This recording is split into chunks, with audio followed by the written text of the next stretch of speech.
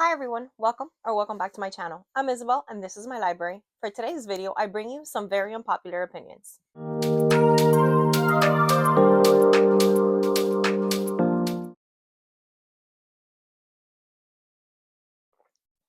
So we all have our own individual tastes when it comes to reading. However, the inspiration for today's video is that I just can't understand how some of my very favorite 5-star books have super low ratings on Goodreads. So what I decided to do to prepare for this video was look at all my top 5-star reads and see what their Goodreads averages were. And I was very surprised. The first 5-star book that comes in at a 3.37 Goodreads rating is So Happy for You by Celia Lasky. This was such a 5-star book for me. This was campy, it was fun, it was brides gone crazy. How does this not get a 5-star? So I know this book is not to be taken seriously, and perhaps those who picked it up were looking for a more serious thriller, something with a little more substance, but the fact that this book was so over the top is what I loved it. So to let you know a little bit about it, we are following Robin and Ellie, who have been best friends their whole lives. And eventually, one of them is getting ready to get married, and she asks the other to be her maid of honor. And then what ensues is a very long list of things that Bridezilla wants to happen to ensure that her wedding will be a success. Yeah, I think this was so much fun. I loved everything about it, and I can't believe it has a 3.37-star rating on Goodreads. The next book on my list is One Perfect Couple by Ruth Ware. So this has a whopping 3.65 average on Goodreads. And of course, it's a 5-star from me. I enjoyed everything about One Perfect Couple. I enjoyed the reality TV setting. I enjoyed the stranded on an island setting. I enjoyed the different personalities clashing and coming together. I love the survival story. So basically, a little bit about this book is we are following some couples, different couples, who have decided to participate in this reality TV show. And once they sign over their paperwork and they do whatever they have to do, they go onto the island to have their lives documented or filmed. And the whole goal of this experiment is to see who is the perfect couple, like that one perfect couple that will survive no matter what. But very quickly, this turns into a not just survive this relationship experience, but survive and fight through the night to make sure you live to see the next day. I thought it was very cool. I enjoyed the premise of it, and I like seeing Ruth Ware writing something a little bit different. I like anything that's like a game show or reality TV. Yeah, and this was super fun, and I don't know how it has a 3.65 rating. So next on the list is another 5-star read that only has a 3.54 on Goodreads, and that is Rouge by Mona Awad. It's no surprise I am a Mona Awad fan. And this particular book was incredibly beautiful. I love the narrative. I really enjoy the fever dream aspect of it, which is a crucial part of most of her books. I also enjoyed all of the references to fairy tales. I really liked that a lot. It had some funny, quirky scenes too.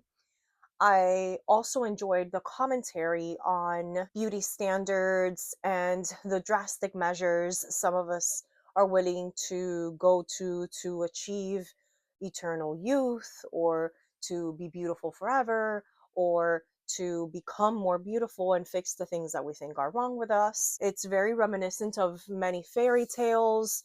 It reminds me of Snow White.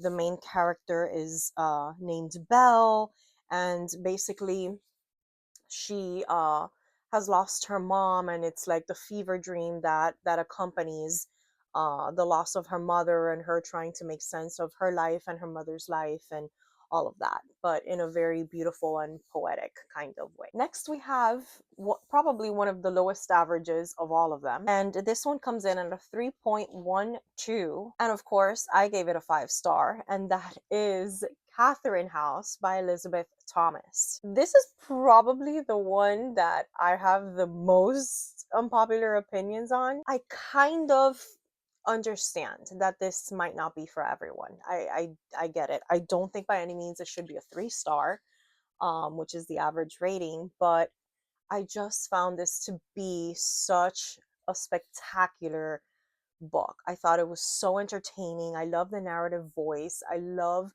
the ambiance. I love its dark academia parts. I love the science elements to this. I enjoyed the ending. I know some people don't like the ending because it wraps up everything too perfectly for having been such an ambiguous book throughout, but I enjoyed that at least we got some sense of closure. So to tell you a little bit about it, in case you haven't heard about Catherine House or you haven't read Catherine House, in this book we are following Inez, and she has been accepted into this high school for elite students. And basically, it's like a STEM school that guarantees that students will be able to accomplish all of their dreams if they are able to make it past school at Catherine House. If they're able to survive this high school experience, they are guaranteed to go to the best post secondary schools, and they're guaranteed success basically for the rest of their lives. But during their time at Catherine House, they are very limited with the contact that they have to the outside world. They're not allowed to have cell phones or have contact with family. And so the entire time, Inez is trying to piece together um, her reasons for being at Catherine House and what really is happening at Catherine House after some mysterious things start to happen with some of her friends. Baby's one of them, her roommate. And yeah, I really enjoyed a lot of what this was doing, like the project that this was. I really, really enjoyed it. And I can't believe it has a 3.12. I mean, and I think it's either you love this book or you hate it, but I definitely don't understand how everyone is not in love with Catherine House. The next 5 star with low ratings is One Italian Summer by Rebecca Surley, and it has a 3.59 on Goodreads. This is not the only Rebecca Surley on this list. I guess I'll spoil it and tell you 3 of her books are on this list. It might be me. It might be that I find it impossible to not give a Rebecca Surley book a 5 star. There's just something that she does to me as a reader with her books. She's able to make me feel things so viscerally. She's able to elicit this incredible connection, emotional connection between the characters and myself. And I don't know how she does that, but she does that. In One Italian Summer, we are following Katie, and Katie and her mother have a trip planned to Positano, Italy, and her mother dies before they're able to go on this trip. And she decides that part of her grieving and coping process is that she will travel to Positano on her own to fulfill this vacation that she and her mother were supposed to go on. And when she does this, as with every Rebecca Surley book, and I think that's what I love about Rebecca Surley, if and this is probably what it is, like all of her books have a speculative element, and I love that. And the speculative element comes from a very warm place, or comes from a very emotional kind of place. So when Katie arrives at Positano, ready to think of her mother, honor her mother, and try to make the best out of this week-long vacation that she's taking on her own in memory of her mother, something shocking happens. She walks into the hotel and she sees a young version of her mother there. And the rest is just her getting to know, or trying to get to know, her mother as a young woman, understanding or trying to understand how this is possible. And that's something I truly love. And you'll see more of my thoughts on that when I film an upcoming video about things that I love in books. But I really enjoy when weird things, uh, unrealistic things happen to characters and how they cope with those things. And we see a lot of that here. And basically, that experience of hers in Positano changes the entire trajectory of her life. And yeah, that's why it's a 5 star book for me. Time for a coffee break. So next, coming in at 3.67 stars, is My Husband by Maud Ventura. So this book is completely unhinged. We are following this wife who is completely head over heels in love with her husband. And she just can't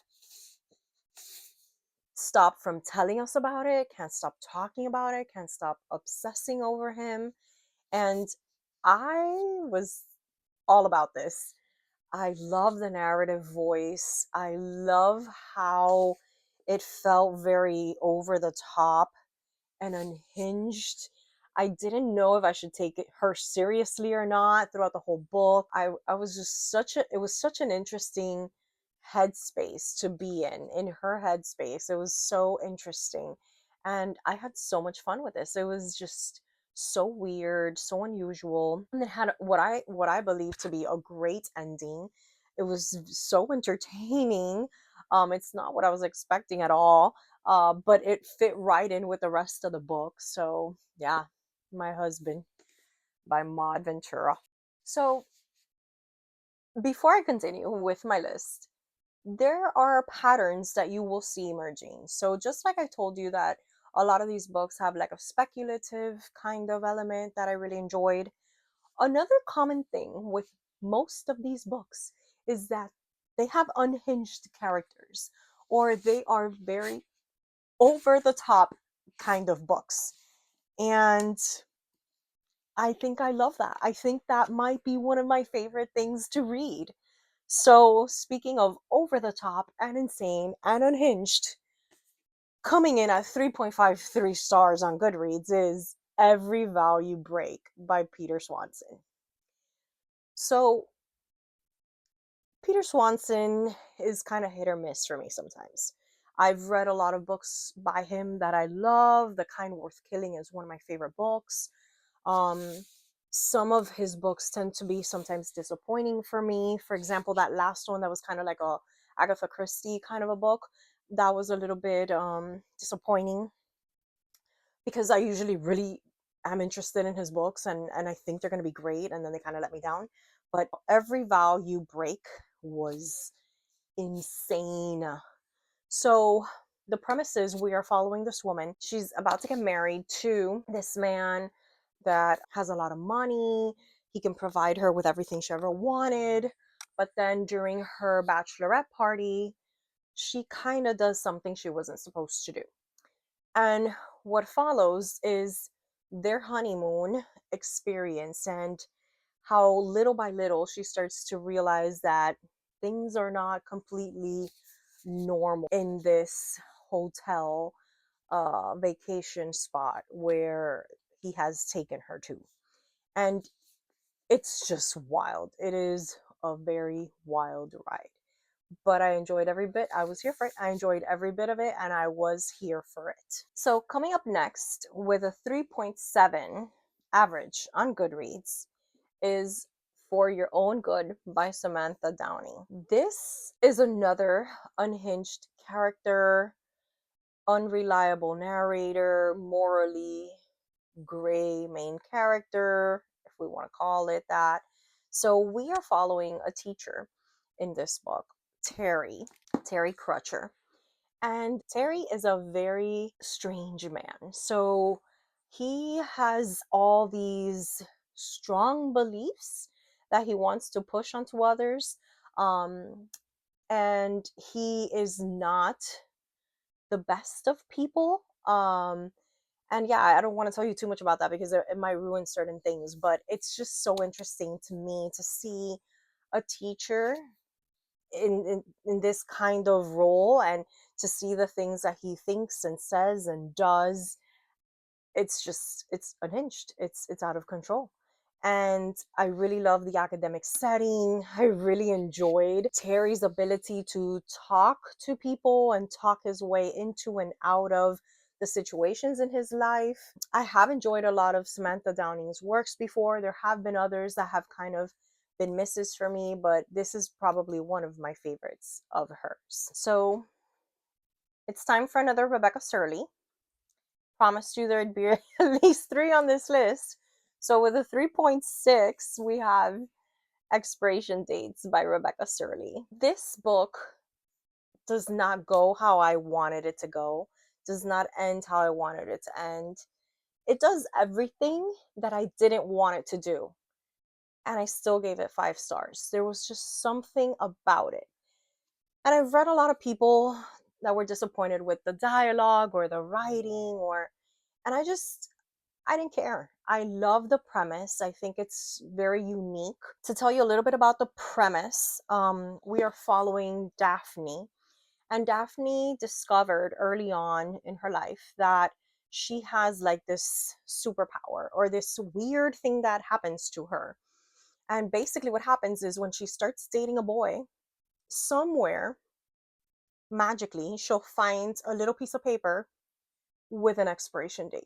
And that expiration date will be the day that she and the significant other go their separate ways.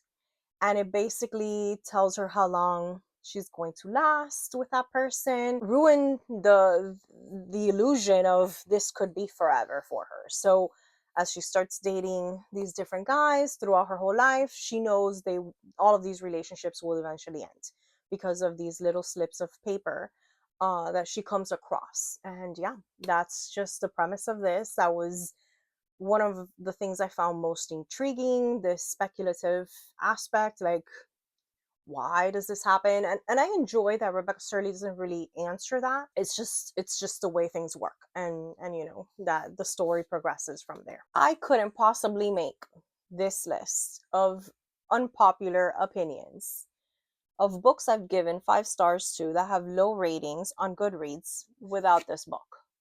I mean, if you had to just think what book is probably going to be on this list, I'm sure you guessed it. With a 3.4 Goodreads rating is Bunny by Mona Awad. I'm sure you've heard of this book before. This book is on everyone's favorite or not favorite list.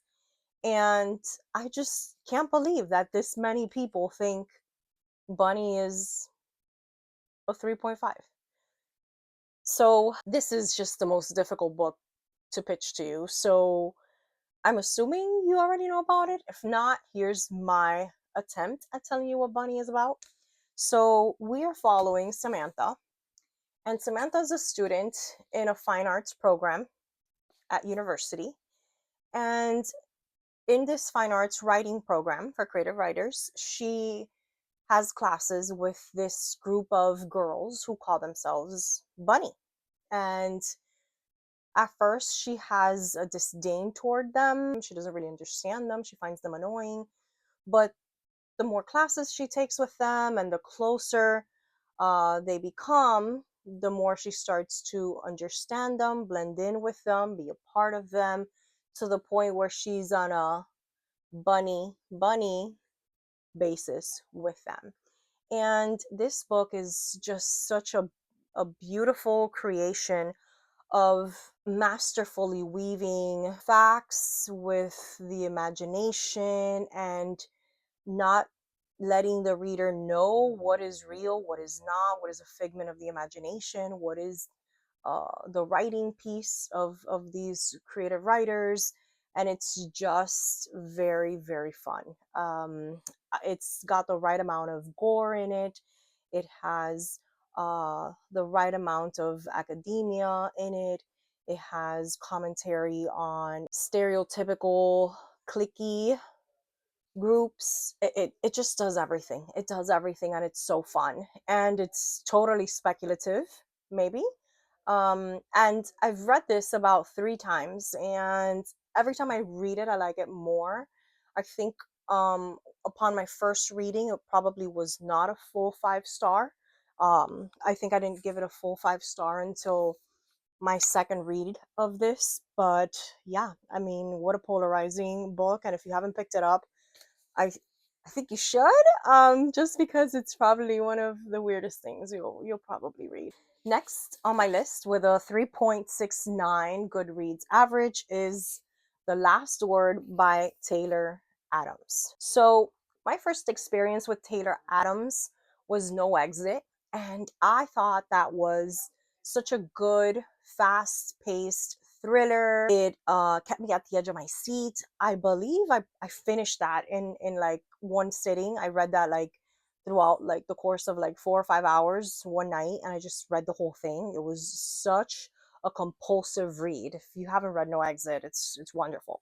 It's clearly not in this video because it is very well received and people do like it, so it has a high rating on Goodreads.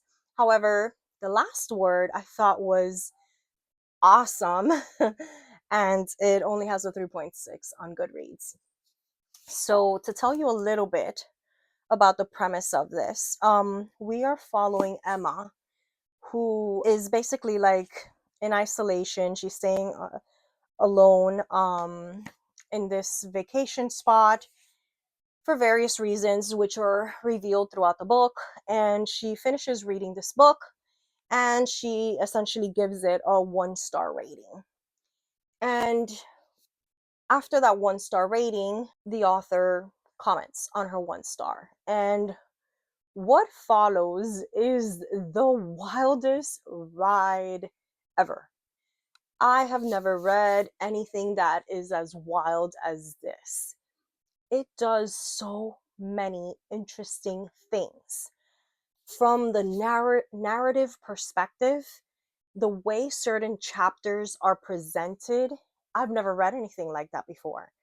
And anytime a book can make me shocked or surprised or do something that I've never seen be done before, in my book, that merits a 5 star. Like, this is such a cool, brave kind of thing to do. I mean, it's just wild.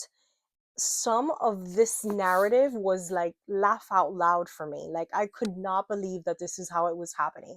And it was like one chapter followed by the next. And then the moment the next chapter would start, I just start laughing because I could not believe the way we would transition from one chapter to the other. And I know I'm being vague, but you have to just experience that like on your own.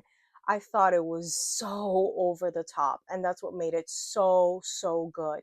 It was almost like I could not believe like that this was like where the book was going, what it was doing, and it was just fun. Like, that's the best way I can pitch this book. This was just a great old time.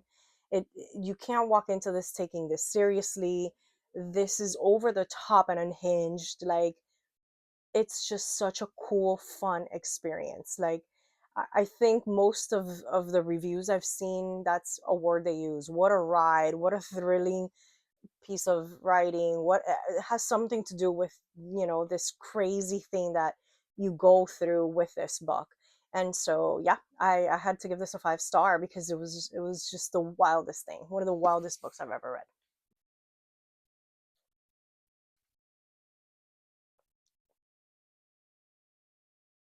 So next on the list with a 3.5 is I'm Thinking of Ending Things by Ian Reid. I feel like this book is a part of like every video I make or I want to make or I think of making, and it's a book that I can't stop thinking about. I won't go into certain details because I want to use it for another video I'll be filming soon, and I'm going to talk to you a little bit more about that aspect of it. But this book is probably one of the books that has made me feel the most anxiety I've ever felt. So, in this book, we are following, and this is another one of those that I have to be careful what I say. So, we're basically following a couple who is going on a drive to meet his family. And this is that. That's what the book is. This drive, long drive to meet his family. This is such a, an unreal reading experience. This book has this dread that it builds in you, this eeriness, this unsettling feeling. Yeah, I don't have the words to describe this. It has some of the most memorable lines. Like there's a page in this, and if you've read this, you know what I'm talking about. But there's a page in the book that I just close my eyes and I see it, and I remember the first time I came across that page, which obviously, like, I'm not going to show you, right? Because it's toward the ending of the book and it's spoilery. But that whole page, that vivid image, I can't get it out of my head. Like that is stuck in my head forever. And I don't understand the 3.5 rating. Like I feel like it's people just don't understand what the project was, what this book was trying to do. I think that's what it is. Maybe people who don't like scary things or unsettling things. I can understand that because I had to put it down again, like I said, for like the night when I first read this, because I could not continue reading because I felt so much anxiety. So maybe that's what it is. But once you understand what's happening in this book, it's brilliant. Like it is so incredibly well done. Yeah, I think it's incredible. The next book on this list with a 3.6 is Baby Teeth by Zoe Stage. And this is such a weirdly polarizing book. Um if you like weird, creepy kid books, Baby Teeth might be something that you enjoy. Basically, it's the story of these parents who are dealing with their daughter who behaves in very, very unusual ways. And it's just petrifying. It's so, so scary. I am all in for creepy kids. I loved The Push. I loved what is that other one by Lucinda Berry? Can't think of it right now, but I love that one. So I'm a big fan of anything with like weird and creepy kids. But I remember this being very cool to me. Like when I first read it, I could not believe like I was reading this. I'm like, oh my gosh. And then when I read The Push and the other ones after, like I was more used to this concept of like what happens if you have like a defective kid or like a demon child or something like that. But I really enjoyed it. I thought it was a really good version of this creepy kid um, book. Next on the list with a 3.6 average on Goodreads is Mother Thing by Ainsley Hogarth. I loved this book, and the cover, like this green stuff, and this is what the book is all about. We are basically following a couple who moves in with the husband's mother. And what proceeds is the daughter in law trying to make a connection with the mother in law, failing every step of the way, and then ultimately them dealing with the death of the mother and what appears to be a haunting after that. So her mother-in-law, for all intents and purposes, is dead, but perhaps she's haunting her husband or the house or her or the family. And I thought the commentary on this was great. I loved the character development, the character arc. I loved what was happening with Ralph, the husband. This was so, so intriguing and so well done.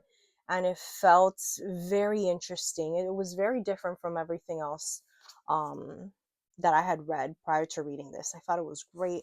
And I don't hear a lot of people talking about this. And it's such a fun read. So next on my list with a 3.66 on Goodreads is The Ravens by Cass Morgan and Daniel Page. I am all about a good witch book. Give me a witch coven, give me something set in a college or sorority house or academic setting, and I am all in. This is like The Craft. If you ever you grew up watching The Craft like I did and you loved it, you're probably gonna really like the Ravens. So basically they are a sorority and they all have magic powers. They're all witches. And it's a generational thing. Their mothers were witches and they're witches, and it's that kind of thing, but people can't know they're witches. And it's all the rivalry between them and the cattiness. And I loved all of this. I thought it was so good. Immediately when I finished The Ravens, I bought The Monarchs, I believe, which is book two, because I just absolutely love this. And it did feel a little juvenile. Some of the parts felt a little juvenile, but I really liked the commentary on friendship. And yeah, if you like a good witch coven book, The Ravens is excellent. Next on my list, coming in at a 3.63, is Sour Candy by Kaylin Patrick Burke. And I believe this was my first time reading this author, and this was incredible. And look at that cover, it's so awesome. This was so spooky. This was such an incredible read. It's incredibly short. There's only about 70 pages, but it was awesome. It's a story about a father and a son and their interactions and the dynamics between what is happening with their relationship and how others view that dynamic, and they're not privy to what is really happening inside that household. And that's, I think, all I want to tell you, because it's so short. I wouldn't want to spoil more of it. The less you know with this one, I think, the better.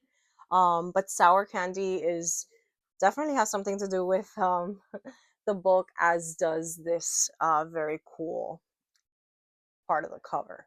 And I really, really enjoyed this. A lot of his stories do cover parent child dynamics. I remember reading Blanky, and I enjoyed that as well by this author. And yeah, a lot of his novellas are very spooky, very emotionally jarring, and this was a great one. Next on the list, with a 3.21 rating, is The House That Horror Built, and this is by Christina Henry.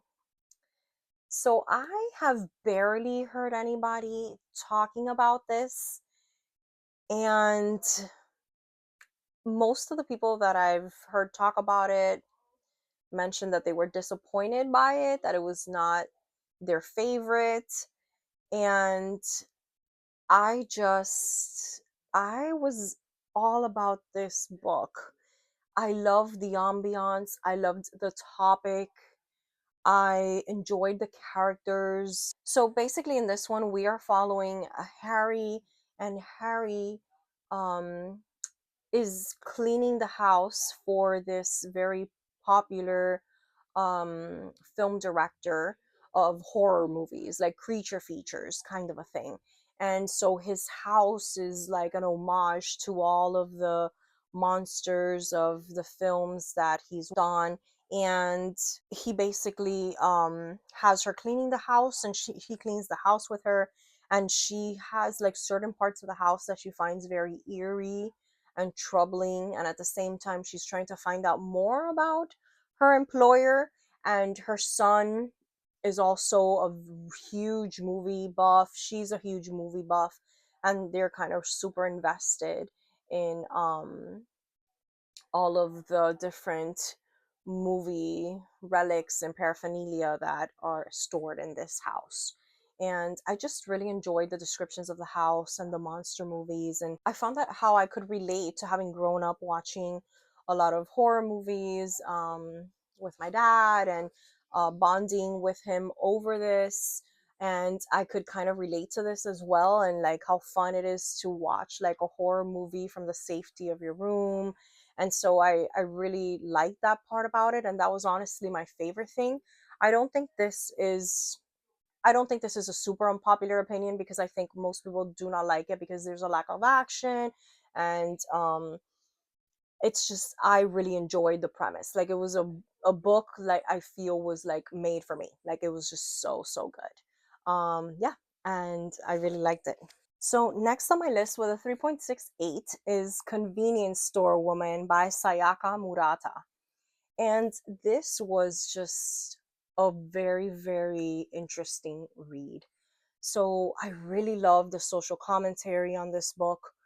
In it, we are following this woman who has um, Keiko, who has been working in a convenience store pretty much her entire life. And it is all about her experience and her love and her passion for working at the convenience store, and how it's almost like defining, like character defining her job there.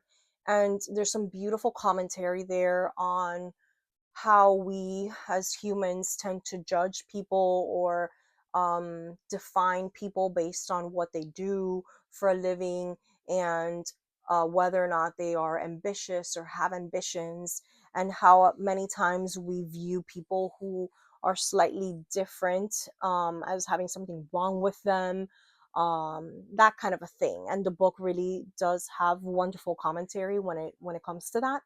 I also found Keiko's character to be incredibly endearing. I really enjoyed following her and her narrative and her story. And yeah, I love this one. Next, coming in at a 3.42 is The Writing Retreat by Julia Bartz. This book is something else. You will never see what's coming in this book. I feel like this is almost like the last word. And you know what's interesting? Like, I read both of these pretty much. I read both of these pretty much at the same time. Like, I read them back to back, very closely together. And I was like, how did I get this lucky? Like, I remember thinking, like, this is going to be the best reading year ever because both of them felt very similar. So they both explored writers, right? Like, they had that in common, but I also felt that they were both very over the top, unhinged, like trying to do things for shock value, if you will. And I just love that. Like, I found that that's my favorite type of thriller or my favorite type of horror or whatever, right? I'm here for it. Like, I love everything about it. And in this one, we are following Alex, who gets invited to this writing retreat, and there are quite a few other people there. And basically, they are doing this writing retreat with a famous writer who lives a very eccentric kind of life, and she promises to make a famous writer out of whoever writes like the best piece. So they're all here on this retreat to write and write and write and write and get inspired and produce the best book they can possibly write. And yeah, the rest you have to read. The rest is their experience there at the writing retreat and how that goes and the dynamics between them. But this was incredibly fun. I thought it was over the top, but I enjoyed it. I thought it was so well done, and I am dying to read her upcoming new release. So next, with a 3.7, is the last Rebecca Surley book on my list in 5 years. This is probably my favorite Rebecca Surley. So basically, we are following Danny, who has a boyfriend, has her thriving career, and her boyfriend is proposing to her, and she has like everything going for her, but then she has a dream uh of like in 5 years how things will kind of be. And she's unsettled by this dream because of who she's with, where she is at, what's surrounding her. And um yeah, that's basically the premise of this, how she has a glimpse of like this future. This book is so incredibly sad because the most important part for me is the friendship in this book between Bella and Danny. So her and her best friend's relationship here, I cried in this book more than I think I've cried in any other book. I feel like Rebecca Sturley like literally grabbed my heart and like threw it on the floor and stomped on it and then just made me pick it back up and put it back in because I couldn't. I was incoherent, like blabbering when I was done with this book. I cried so much. I read this book twice because I'm just so obsessed with this relationship between the two friends, and I love that it takes place in New York. So every single part of New York that they mention, it's a place that I've been to or that I love. And yeah, it's just so beautifully done, and it's very angsty and it's very emotional, and I love how everything kind of is pieced together at the ending, and just everything is tied back in. And it makes us, think or contemplate why life takes us down certain journeys, and wondering, if things are really always meant to be just one way, and if we're supposed to kind of give in to this belief. And yeah, that's in 5 years. If you want to cry, you need to read this. Next on the list, coming in at 3.57, is Comfort Me with Apples. This is by Catherine Valente.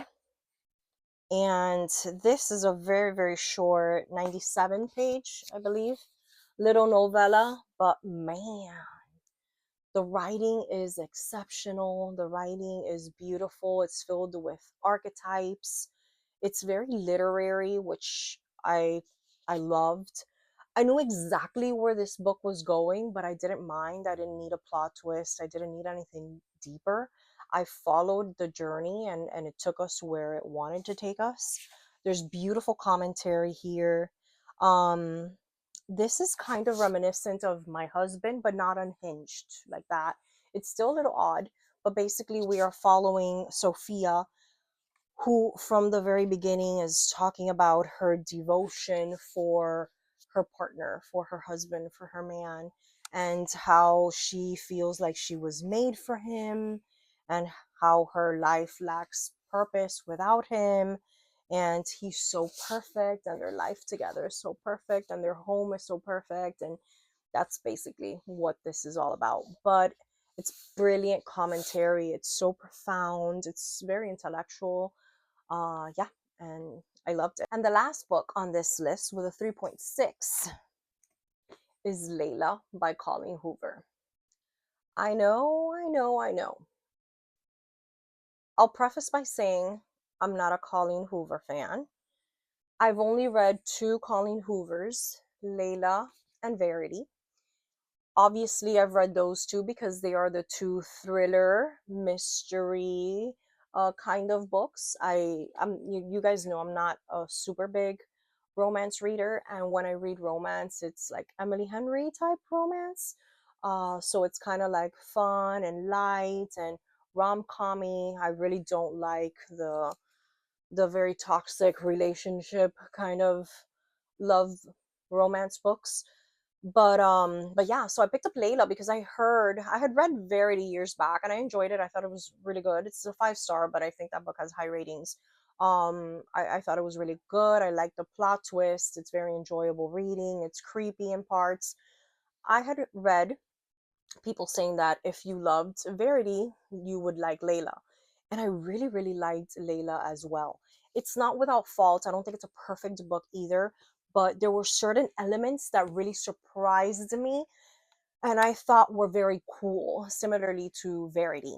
So I like that, and I think that's what this had that was so strong. So basically, in this book, we are following these two characters, Leeds and Layla, and they meet, and it follows their meeting, falling in love, very dynamic kind of quick insta love kind of a thing. And then something happens that Layla's like, at the brink of death or whatnot, fighting for her life. And what follows is their journey with him taking care of her and bringing her back to health, and caring for her. And basically, like, another character that's introduced named Willow comes into play. And I really don't want to tell you more because there's a lot of revelations that kind of, affect the dynamics of it. And I don't want to tell you something that I shouldn't say. But I thought this was a very shocking book, a little bit corny or weird at times, but still very, very strong. Because I was impressed with what it kind of did. So there you have it, guys. All of my very unpopular opinions. There was not a single one of these 5-star reads that has a higher than a 3.7 rating on Goodreads. And I can't help but wonder, is it me? Do you agree that some of these should have higher ratings? Did you give any of these books 5 stars? I'd love to hear your opinions. So please feel free to comment down below and tell me if you've read them, or if you agree on the Goodreads rating, or if you think I'm right and they're way better than their Goodreads rating. I hope you enjoyed listening to a little bit of my unpopular opinions and getting to hear me talk a little bit about some books that I really, really love and I have given 5 stars to. As always, thank you so much for watching. Please like and subscribe if you feel compelled to. I want to see more of me sharing a little bit each and every day in every video about my bookish life. Thank you so much for watching. Have a great one. Bye.